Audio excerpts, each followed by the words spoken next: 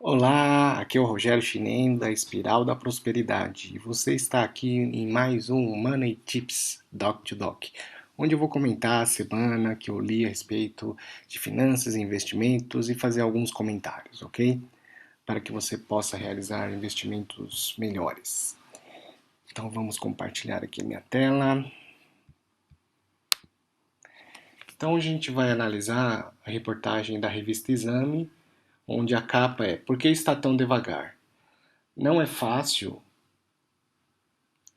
Não é fácil enterrar uma década de gastança em intervencionismo e inaugurar uma era liberal. A boa notícia, outros países já trilharam esse rumo e hoje estão colhendo os frutos. A má, ainda temos muito trabalho para consolidar essa virada. Então, antes da reportagem de capa, vou colocar aqui só uma reportagem, pequena nota na verdade, que saiu em relação à Ambev. No final de setembro, a Ambev recebeu um investimento de 200 milhões de reais e criando um setor de inovação. E com isso, o tempo entre o desenvolvimento e o lançamento de produtos diminuiu de 8 para 4 meses. E a prototipagem de novas embalagens agora é feita em 1/10 do tempo. Então, mostrando que grandes empresas estão investindo em inovação, em tecnologia, para dessa forma serem mais competitivos neste mercado que cada vez está mais competitivo, né? E a Ambev é uma empresa que está listada na Bolsa Brasileira. A gente pode, vamos entrar aqui então a gente pode entrar na cotação dela. O código dela é ABEV3. Então a gente olha aqui uma periodicidade semanal. Então cada barra é uma semana. Ela começou aqui num patamar aí de R$ 15 o ano e ela está agora na faixa de 18.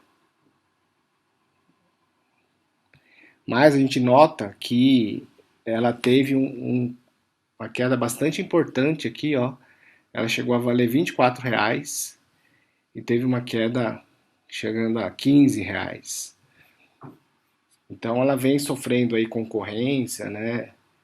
E ela sofreu com esse aumento da concorrência, um aumento de players no mercado, como a Heineken, e parece que agora é uma empresa que está voltando a recuperar, né? E parte desse resultado deve vir do investimento em inovação, né?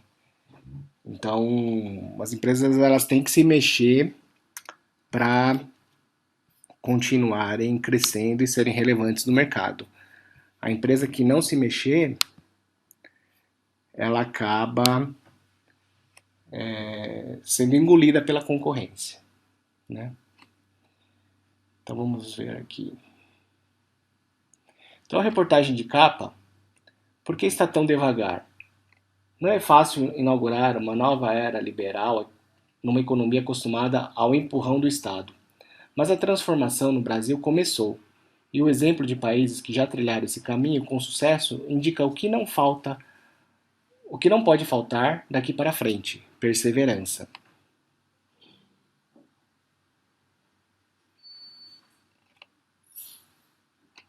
Então aqui mostrando que a recessão terminou, mas o país se arrasta na recuperação mais lenta da sua história, com previsão de retorno ao nível econômico pré-crise apenas em 2021, nada mais que o dobro do tempo das últimas grandes crises, de 81 a 83 e 1989 a 92. Então, essa recuperação econômica está mais lenta do que se previa das outras crises anteriores. E várias questões justificam essa difícil recuperação. Então, a produção nacional está 5% abaixo do pico de 2014, tem um desemprego e um subemprego muito grande de 28 milhões de brasileiros, a dívida pública chegou a 80% do PIB, 29 pontos percentuais acima do que era 7 anos atrás, e é o sexto ano consecutivo de que os custos públicos estão no vermelho. Então, mostrando que o tamanho da crise era muito grande e, e daí a dificuldade de recuperação econômica. E aí ele comenta, né, que a demora na recuperação pode ter também como causa uma razão mais alentadora. Há indícios de que as reformas em curso não visem exatamente a uma retomada, e sim a uma transformação. Estamos tentando uma substituição do modelo econômico em que o Estado é o motor fundamental dos investimentos para um modelo em que a iniciativa privada tem protagonismo. Então, tudo que é uma mudança, uma transformação, as respostas levam um tempo para acontecer. E a gente está saindo de um modelo onde o Estado era o grande impulsionador da economia para um modelo onde a iniciativa privada deve ser o protagonista. Os países que mais crescem são os que educam melhor, investem em pesquisa e desenvolvimento, buscam inovação. Olha a inovação mais uma vez aí. A riqueza vem de produzir mais utilizando os mesmos recursos. E quem faz isso melhor é o setor privado, até porque o empresário que não se torna mais produtivo perece, substituído por algum concorrente. É o que eu acabei de falar com relação à notícia da Ambev. Né? Não importa se a Ambev é uma gigante da indústria do setor de bebidas. Se ela não se mexer, se ela não inovar, se ela não acompanhar as tendências do mercado, ela vai ser engolida pelos concorrentes. Né? E por isso que o setor privado é o que é mais propício e vai ser benéfico para as empresas. Né? As empresas estatais serem privatizadas. Então, o que ele coloca? Esse Cláudio Frischach, que é o sócio da consultoria Interbi. Ainda estamos discutindo as reformas da primeira geração, que impedem que o país quebre. Para voltar a crescer, é preciso realizar as reformas de segunda geração, que aumentam a produtividade. Então, assim, a gente chegou num nível crítico com relação à previdência, né? E com gastos públicos cada vez maiores. E se não for feito nada, se não fosse feito nada, a gente na verdade está sendo aprovado agora, passando pelo Senado, né? E provavelmente vai ser aprovada, mas se não fosse feito nada essa reforma, o país ia quebrar. Então era uma situação de emergência. Né? Então as primeiras reformas, a primeira geração da reforma, o intuito é evitar que o país quebre. E a segunda geração de reformas vai ser para aumentar a produtividade. E aí sim que a gente vai ter a recuperação que a gente tanto espera. E ele começa a citar na reportagem exemplos pelo mundo de casos que tiveram situações semelhantes, de um país em crise para um país de recuperação. Então ele cita o Reino Unido, que quando a Margaret Thatcher assumiu o governo, conhecida como Dama de Ferro, ela assumiu em 79 e o setor público era inchado e ineficiente. E ao final de 12 anos de governo da Dama de Ferro, o PIB per capita havia multiplicado por 2,5. Hoje a riqueza per capita do Reino Unido é 5 vezes a do início da era Thatcher. Então mostrando que na Inglaterra teve uma melhora substancial, mas foi uma mudança que levou tempo para ocorrer a recuperação. Aí ele cita o Chile, que após as reformas também fez uma transição similar de reformas no governo Pinochet. E com essas reformas teve um aumento do PIB per capita. Então partiu de 2.500 dólares em 1990 para 16 mil dólares nos tempos atuais. Aí ele cita vários outros países, né, para não ser cansativo, ele cita a Hungria, a República Tcheca, e que tiveram resultados positivos também com as mudanças estruturais. E ele cita um caso ruim, que foi a Rússia, foi um exemplo de transição ruim, que ela formou oligarquias dominadas por ex-agentes do serviço secreto e do Partido Comunistas, e isso acabou tendo um resultado ruim das reformas. Eles citam outro país com resultados bons, que foi a Polônia, que eles não retrocederam nas reformas mesmo com 17 trocas de governo, incluindo administrações de esquerda, de centro e de direita. E, em consequência, tem hoje o país de economia grande que mais cresce no mundo, desde 95, a uma taxa em torno de 4% ao ano, que é maior do que a dos tigres asiáticos, Coreia do Sul, Taiwan e Singapura. Então, mostrando que é preciso ter paciência e esperar o tempo favorecer, né? Não é, as soluções não são, os resultados não vão vir imediatamente. Então é preciso ter perseverança. Eles citam outro dado da Austrália, que tornou-se um país rico após o período de crise, tendo persistido na abertura econômica, mesmo com a alternância do poder entre liberais e trabalhistas.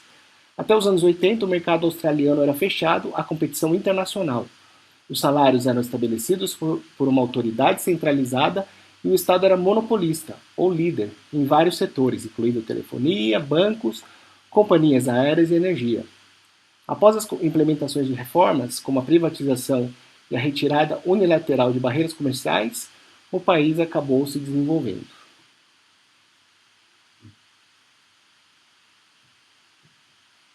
Então aqui ele fala: reformar é um processo lento. O estímulo da contrarreforma é sempre maior do que o movimento a favor das mudanças. Uma boa reforma desfaz privilégios de grupos específicos em prol da maioria. Só que os grupos costumam ser estruturados o suficiente para fazer pressão e evitar ou diluir a mudança. Além disso, não é simples vender uma reforma. Por vários motivos, geralmente os custos são concentrados no presente e os benefícios só são vistos no futuro. Há incerteza sobre quem ganha e quem perde com as mudanças, e o risco político para um presidente que a lidera é grande, pois a perda de popularidade afeta as chances de reeleição. Então, aqui falam aspectos importantes em relação à reforma, né? Essa questão, por exemplo, da popularidade, né? É preciso ter muita coragem dos governantes para abordar essa questão, porque vai mexer com a satisfação do governo, né? Mas são medidas necessárias, mas não são medidas populares.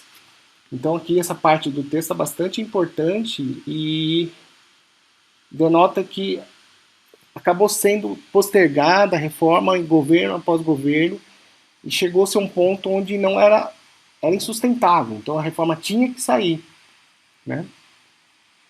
Então aqui ele fala de outros países que tiveram mudanças também, a China, Israel, onde também teve muita privatização. Na China, ele comenta que, né, não é a atuação do Estado que faz a China ser um sucesso, afirma Schenkner. As companhias chinesas que estão na fronteira conseguiram isso por meio de investimento privado. Então tem aquela impressão de que na China ela é uma gigante por causa de investimento puramente estatal. Mas tem muito investimento privado também lá na China. Alemanha. O país mais rico da Europa, o governo mantém sua proverbial disciplina na economia. A cada 2 anos é feita uma revisão de todas as empresas estatais, e a sua direção precisa justificar por que a companhia deveria permanecer sob o controle do Estado. Se a explicação não for satisfatória, privatiza-se. Então, mostrando que tem muita gente que fala contra a privatização, mas muitos países existem modelos e histórico de outros países que seguiram, trilharam por esse caminho e tiveram resultados muito bons. Até a Suécia, frequentemente apontada como o ápice do estado de bem-estar social, tem sido francamente ativa na onda de privatizações há mais de uma década. Então aqui mostrando também que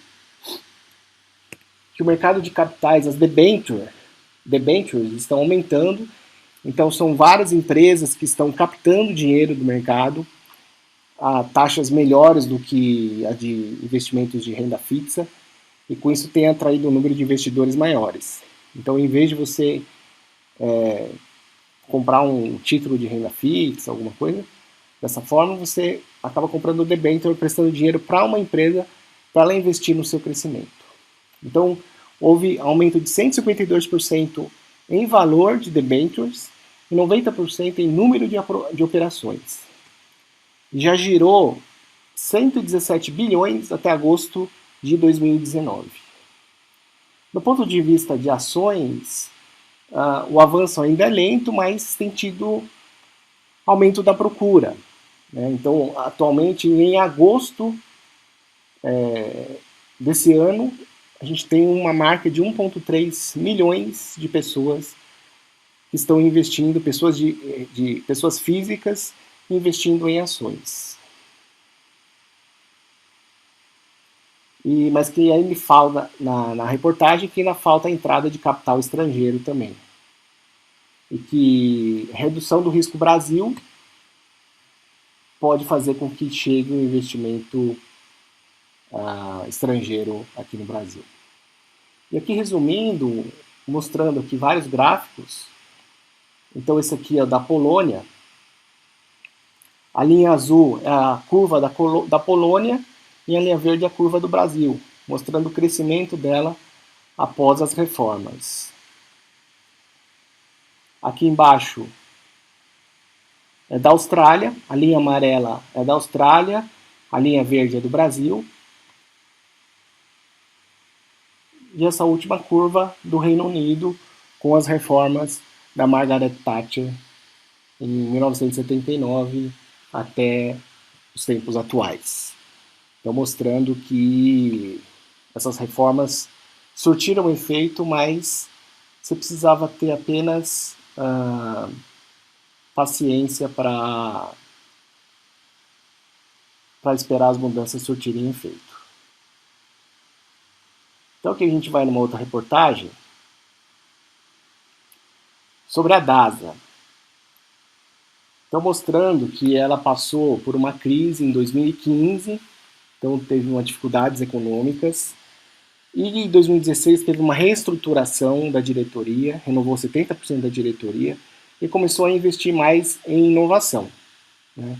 Então ela teve aqui uma mudança cultural, passando por uma reestruturação de equipe, criação de novos setores como dados e análise, e um setor de transformação digital, e investir também em inovação, usando metodologias ágeis para inovar com eficiência, e focando com equipes multidisciplinares e descentralizando as decisões.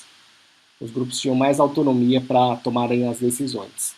E dessa forma ela conseguiu implementar diversas melhorias, como um agendamento digital de exames, redução do tempo de espera nas unidades, orientações de preparos dos exames por WhatsApp, por exemplo, e laudos com formatação de fácil entendimento. E o resultado dessas mudanças todas, um aumento superior a 300% no número de agendamentos digitais, redução média de 30% no tempo de atendimento aos clientes e aumento de 19% no índice de satisfação dos clientes. Então, mostrando mais uma vez, acaba ficando até repetitivo, mas mostrando que a inovação é uma questão primordial hoje para a sobrevivência das empresas. Deixa eu mostrar aqui.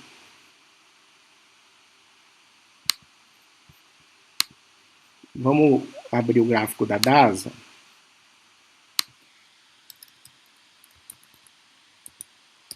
Então, o código da DASA é DASA 3. Então, aqui a gente está numa periodicidade semanal, cada barra é uma semana. E é uma empresa com volume pequeno de negociação, por isso que tem essas barras pequenas aqui, curtas. E ela começou o ano aí num patamar aí de 28, 29 reais. E agora, atualmente, ela está em 32 reais. Andou um pouco lateral, teve essa subida, essa queda. E ela está andando bastante tempo aqui lateral, na faixa dos 26, 28. Mas com essas mudanças a gente espera aí que os resultados dos balanços venham melhores e com isso a ação deve reagir positivamente. Ok? Então deixa eu voltar aqui.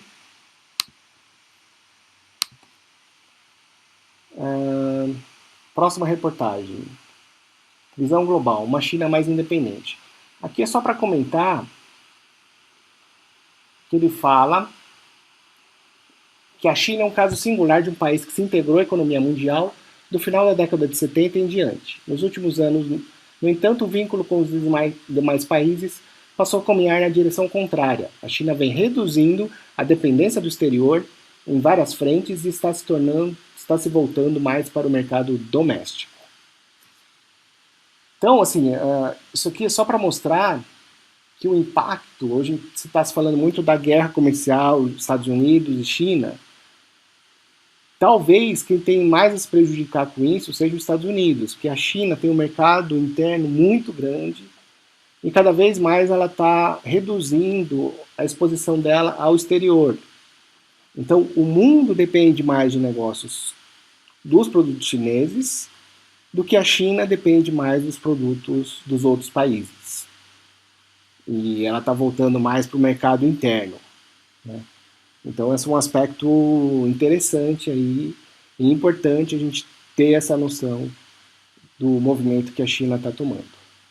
A redução do engajamento chinês pode ter um impacto econômico significativo. Nas contas da McKinsey, a economia global deixará de ganhar de 22 trilhões a 37 trilhões de dólares em 2040, caso a tendência continue. Então, mostrando o impacto que essa tendência para o mercado mais interno tem no mundo. A solução fica para depois. Seguradores esperavam um aumento da demanda por previdência com a reforma. Criaram planos, mas os novos clientes ainda não vieram. Por quê? Então se esperava, com a reforma da Previdência, caminhando para aprovação, que as pessoas fossem atrás da reforma privada, da Previdência privada, de uma forma de garantir a sua aposentadoria. Mas isso não aconteceu, a procura foi pouca. Então a opção natural seria procurar investimentos de longo prazo, como plano de previdência privada. Não foi o que aconteceu, pelo menos até o momento. Nos últimos 3 anos, o número de pessoas com previdência privada no Brasil manteve-se estável, em 13 milhões. Então aqui ele fala também em relação à programação, qual o impacto da taxa de juros na nossa programação da aposentadoria. Então ele fala que a juros reais de 7% ao ano, o trabalhador precisava colocar o equivalente a 5% do salário em previdência privada ao longo de 40 anos para manter o mesmo padrão de vida por 30 anos de aposentadoria. Então, antigamente, você tinha uma taxa real de juros a 7% ao ano, você precisava colocar 5% do seu salário nesse plano de previdência todo ano, durante 40 anos, para manter a qualidade de vida por mais 30 anos de vida. Com a queda da taxa de juros a 3% ao ano, ganho de juros reais, atualmente você precisa investir 15% do seu salário nessas mesmas condições. Então note como o impacto da queda da taxa de juros tem influenciado nos seus investimentos. Aqui ele comenta também uns dados interessantes, que ele faz uma estimativa, que quanto que a pessoa precisaria ter guardado em determinadas faixas etárias para conseguir manter o padrão de vida na aposentadoria. Então, aos 35 anos, ela teria que ter juntado o equivalente a um salário anual em investimentos, ou seja, 50 mil reais, vamos dar um exemplo. Aos 45 anos, o valor deve saltar para 3 salários anuais, ou seja, 150 mil. Aos 55 anos, deve multiplicar por 6 para 900 mil reais. E, por fim, chegar aos 65 anos, o ideal seria o poupador ter acumulado 1,2 milhões de reais, 9 vezes o salário anual. Então, mostrando que a gente precisa ter uma preocupação já a médio e longo prazo, né? Não esperar para se preocupar com aposentadoria quando já estiver na fase dos 50, 60 anos. Aí ele vai continuar na reportagem, né, que 44% das famílias atualmente estão endividadas aqui no Brasil. Existem 11,5 milhões de pessoas sem carteira assinada, 7,4 milhões de pessoas subocupadas, e no caso o termo subocupada significa que ela poderia estar trabalhando mais, ela gostaria de estar trabalhando mais, e 24 milhões trabalham por conta própria. Então, aqui mostrando os movimentos, né, dos bancos, das seguradoras, que elas estão aumentando o número de planos de previdência, criando tipos novos de planos de previdência, onde a pessoa precisa de menos dinheiro para começar a investir em planos de previdência. Ela cortou a taxa de carregamento, ela diminuiu a taxa de administração, tudo com o intuito de aumentar a procura por esse tipo de investimento. Aqui é uma coisa interessante, que ele fala: 30% dos brasileiros de 30 a 39 anos se preocupam com a possibilidade de não ter recursos suficientes na aposentadoria. Mas na prática, somente 36% das pessoas de 40 a 54 anos fizeram algum tipo de poupança em 2018. Então, mostrando a incongruência, né? Ao mesmo tempo que elas têm a noção que se preocupam com o futuro, poucas pessoas acabam investindo e poupando, né? E aqui tem uma pequeno comentário em relação à situação de juros baixos, que é uma situação, é uma tendência que veio para ficar. Então, juros baixos significa acumular um capital menor, o que significa que seus fundos podem acabar antes do que você imaginava. Então, ele fala que os títulos públicos não pagam mais o suficiente e eles começam a olhar para outras coisas. Alguns estão com mais ações na carteira, outros estão olhando para crédito privado ou private equity, que darão retornos maiores, mas também tem mais risco. Então, é aquilo que eu já venho comentando nos meus vídeos anteriormente. Com a queda da taxa de juros, vai ser necessário expor a mais risco para manter uma rentabilidade maior na carteira. E isso é um movimento que as pessoas físicas têm que tomar e também os fundos de aposentadoria estão tomando. E para finalizar, aqui tem uma reportagem ligada à área de saúde, que diz respeito diretamente à nossa atividade no dia a dia, e fala sobre a questão da robotização na saúde, uma entrevista aí com a presidente mundial da Johnson Johnson, chamada Ashley McEvoy. Então, a Johnson é uma empresa centenária de 133 anos no setor de instrumentos e equipamentos médicos, e ela está fazendo parcerias com uma empresa chamada Auris, que foi fundada pelo Dr. Fred Moll, um dos pioneiros nessa área aí de robô. E ele foi um dos fundadores da Intuitive Surgical, a mais bem-sucedida fabricante de robôs cirurgiões. Além disso, ela tem um programa com a startup Verily Life Sciences, junto com o Google, para desenvolver salas de cirurgias conectadas. Então, mostrando os avanços em relação à questão das cirurgias, que a robótica veio, está crescendo cada vez mais o uso da robótica nas cirurgias. E com isso as cirurgias serão menos invasivas, vai ter uma melhor recuperação dos pacientes e a um menor custo. Então ela cita um exemplo de um tratamento para fibrilação atrial, que antigamente gastava 8 horas para realizar o procedimento, e agora com o uso da robótica se reduziu para 2 horas, né? Então, mostrando que a área de medicina está sofrendo bastante mudanças e inovações que vai ter um impacto direto aí na nossa atividade no dia a dia. Então, por hoje era isso que eu queria dizer. Eu acho que vira até uma repetição nos vídeos que eu falo, e inovação está praticamente em todas as reportagens, né? Mas eu acho que é legal acompanhar esses movimentos, acompanhar essas notícias, e você sempre tentar fazer o link, né, das notícias com os investimentos. A Johnson Johnson, essa empresa que eu falei nessa última notícia, ela não é cotada na Bolsa Brasileira, mas ela é cotada na Bolsa Americana. Deixa eu mostrar aqui.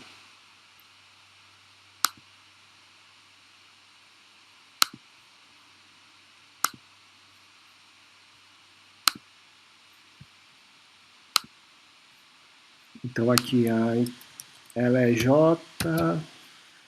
JNJ. Aqui, aí ela está presente aqui na NISE, na Alemanha, na Argentina, você consegue negociar. Aqui tem essa JNJB34, que ela fala que é negociada aqui no Brasil, mas ela deve ter pouca liquidez. Mas é uma ação que você negocia mais na Bolsa Americana, na NISE. Então vamos entrar nela. Então a gente consegue ver aqui uma periodicidade semanal, ela tem andado em amplos movimentos laterais, né? Então ela sobe bastante, cai bastante, e está oscilando aqui no patamar entre $150 e 120 dólares, mais ou menos. Se a gente for num espaço mais longo, ó, desde 2017 e 2019 ela está nesse movimento de vai e vem bastante importante. Ok?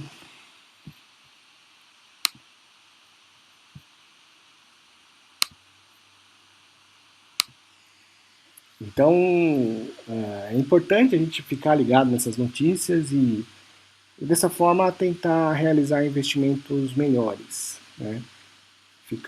Às vezes você consegue detectar movimentos que a empresa está tomando e junto com a análise dos balanços, você consegue ver que ela tem uma perspectiva de melhora dos números, dos resultados financeiros, e dessa forma você consegue se antecipar ao mercado e conseguir comprar a ação num patamar mais baixo. O mercado de ação ele trabalha muito com expectativas, né?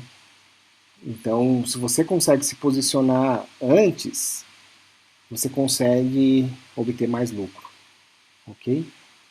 Então era isso, espero que você tenha gostado do vídeo de hoje. Lembrando, o Money Tips acontece toda quinta-feira no YouTube e sexta-feira no Facebook, ok? Espero que tenha gostado, compartilhe, dê um joinha aí e até o próximo vídeo. Tchau!